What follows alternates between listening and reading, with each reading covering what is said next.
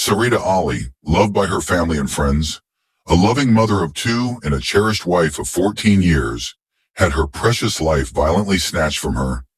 This tragic event ultimately plunged her friends and loved ones into deep sadness.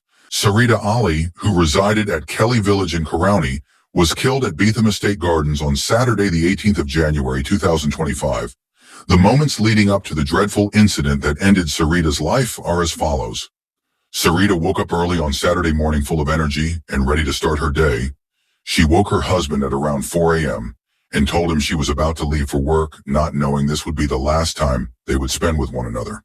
Then I was waiting for she to come back over by 4 o'clock this morning. The morning she wake me up and she going to work. Like Saturday morning? Yeah. Sahrida's sister Aisha arrived at 19th Street Beetham Estate Gardens on Saturday morning to visit their friend while her sister, who worked at Trinity Mall, arrived at around 12 noon.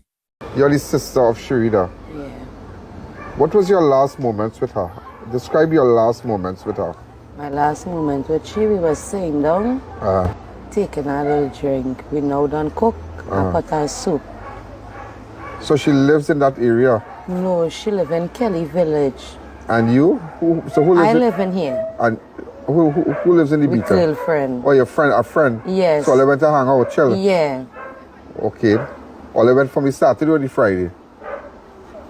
From The Friday or the Saturday or they reach up there? Friday. So they spend night and lime and... No, we didn't spend no night. Yeah, but Friday. I went Friday morning and my sister come Friday lunchtime. Right, And we stay until the evening. Right. Saturday, not Friday, Saturday. Saturday. Oh, that's what I know. Saturday. Right. So she was liming or maybe cooking, having drinks, chilling, right? Yeah. While Sahrida and Aisha were at the home of their friend, a robbery was taking place at Aruca, which led to a high-speed chase between law enforcement and the alleged suspects.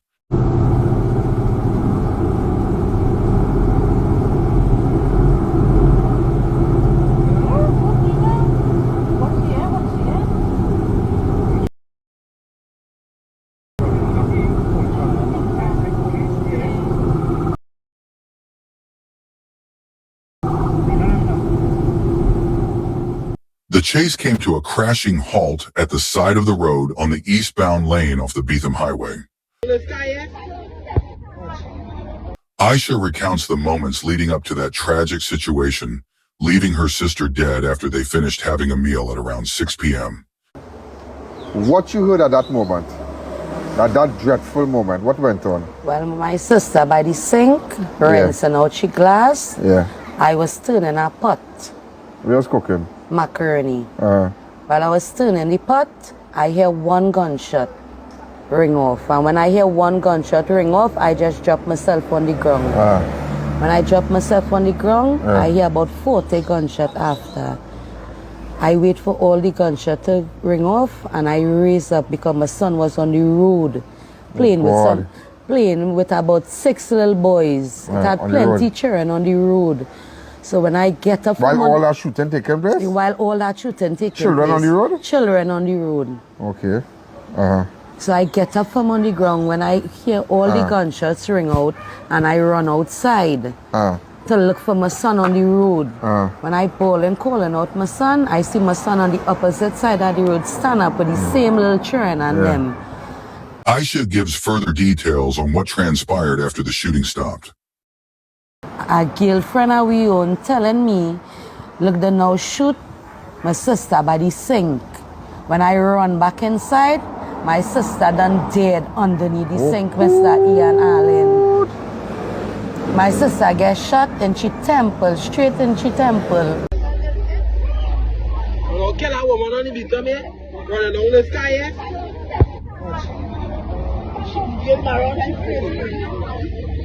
What they do? Them police and them. They don't care about nobody. They do their own thing. Them stinking police and them. And they go and they be running down the sky here. Yeah, we're going up, but them coming. The car coming from a up there and coming down going so. And they shoot them behind people. Oh God, don't cry, don't cry.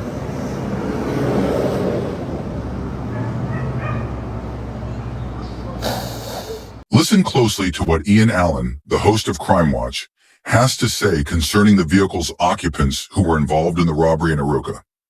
Ian gives exclusive details on the type of weapons the suspects allegedly had in their possession during the robbery, which led to them being pursued by police and members of the Trinidad and Tobago Regiment. So, apparently, I want to tell you this, what you all did not know. The robbery concerning that vehicle, none of them had a gun. It was a knife robbery. At knife point. Yeah, at knife point. Okay? Ian Allen shares further details surrounding the robbery that occurred in Aruca, which led to the robbery victim's car being taken at knife point. Now, let me tell you with respect to the robbery, right? The victim was flying a silver Nissan Note, registration PED 3966, for hire in the vicinity of Bonnet Secondary School, when two men entered and requested to be taken to second Skylark Bonnet Gardens and offered to pay for the entire vehicle. The victim agreed. Upon reaching the southern side of the secondary school, one of the men armed with a knife announced a robbery and instructed the victim to exit the vehicle. A struggle ensued and the suspect opened the driver's door and pushed the victim out of the vehicle and drove off the same way, same westerly direction along Woodstock Avenue, making good their escape. It was stated that the robbery suspects only had a knife in their possession when they took off with the robbery victim's car. Aisha claims that a member of the defense force was shooting into their residence at a distance, claiming that the suspects shot at them first and they returned fire. These guys could not have been shooting back at the police and the people on them because the vehicle was taken at knife point. You didn't know that? No. Well, know it now. Listen to what Aisha was told by police concerning the shooting. They can't say that nobody was shooting back at them. That is what they say. Them started to shoot at the police first, which was a lie. They escaped, but they were not shooting back because everybody know, it's official, that the vehicle, the note was taken by knife point. At knife point, give me a car, let me go up the road. I put it by and give me a car, I'm going up the road. You understand? Now it's very, very sad, you know. And this man here, who's this man here? That she come and her husband. Oh God. That's the person she living with. That is the last daughter. You're the last, the daughter? Father. Father? Yeah. So the two children lives with you all? No. Just one? That's the last one. That's your that's your child with her? Okay. 14 years? Yeah. And what is your name? Joel Hyason. Yeah, because it's sad. It's sad. Sahrida's husband gives an emotional recount of the last words he shared with his wife while she was at the location where the tragic incident occurred. The last words he told her on the phone, he coming now. He coming just now. And after that, I called back again. And she was not going to phone. And I called back again. She answered the phone. And so she coming just now. And then after the next call, and the boy in the background, I see something happened. And my daughter ran out and saw the boy too. And realized his mother get shoot. You're 8 years old? No, she mother here. Yeah. Sahrida's husband and her sister stated that Sahrida decided to visit her coworker to relax for a bit and unwind after work. They further mentioned that this was not a regular indulgence, but she and her sister wanted to spend time with their friend, so they stopped by. So she went up there a little bit of line with your friend. Yeah, but I know she was there. She called me and tell me. But she's sister there too? Yes. So that's a normal thing for her? No, she just... We just go by the girlfriend now and then, sometime, but I'm working together. Or co-worker, Yes. oh God. Two of them just working Trinidad. Or two of them working Trinidad City Mall. Aisha describes how she felt when she first saw her sister after she found out she was shot dead while she was standing in the kitchen washing a glass cup. How you feel when you see your sister on the ground, girl? Yeah? How you feel? Huh? My whole inside could have come out. When I see my sister head in a pot full of water. And this girl now laughing with you. Look how No. death could come and meet you now. Not to say you force you say, boy, me going out in the night now. You see that bandit thing, me going in that party because that boy can't gunman can come and shoot up the place. And you in your house sit down. In your house, you with your sister, your child, all the normal, you go back, your back co-worker. But you be coming by you after work, we come and we go cook up and thing a little bit, take some drinks, I call you here just now, I coming home just now. Bam shot, shots fired and you lost your life. This is crazy. After this terribly tragic incident took place, not a single person attached to the relevant authorities visited or contacted the family of the deceased. But somebody should come and talk to you. Somebody should come and talk to this woman. Somebody, the Minister of National Security, somebody could have come. Some who could have come. Nobody will come and see you, you know. Nobody, you know. If it was me, I would have already visited you and see how my ministry could have helped you out, do what I have to do, and sort of this matter. But it's very, very sad. Today I ask you to be strong. Be strong and be strong for the little girl. Sir, likewise. Aisha shows the location where her sister's life was snatched away, stating that Sahrida was standing in the kitchen with her washing a glass cup when a single bullet blasted through the kitchen window, striking her sister in the head and killing her instantly. Tell me which part. Right here, my sister was standing up, rinsing out she glass by the sink here. Right. I was standing up in the corner here by the pot, turning the pot. This is where the first gunshot ring off. My sister short, and this is our short window. So my sister pick up the gunshot straight in she head. This is where, this is the window here. And you was turning the pot right across here? I was turning the pot here in the corner. So when I hear the first gunshot, I drop myself straight on the ground. Yes, right here my sister. And where your sister's head was? My sister's head was underneath the sink inside of this pot. Multiple eyewitnesses have corroborated a similar chain of events, stating that a member of the Trinidad and Tobago Regiment is responsible for shooting at the house multiple times. The eyewitnesses also mentioned that the soldier was at a far distance from the house. The witnesses also said that the soldier was on the Beetham Highway while firing his weapon into the house. Shot, one shot. Come on the highway. Listen closely to this eyewitness as she recounts the events that took place on that dreadful evening.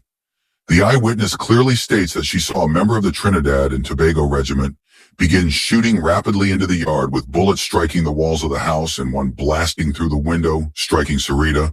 The witness also mentions that once the soldier saw that Sahrida was shot, the soldier immediately left the premises and began scratching his head while his comrades cussed him out for his actions. The soldier just started to shoot up in the street, started to shoot up the place like he going mad. Children in the road, people in the road, was like just madness.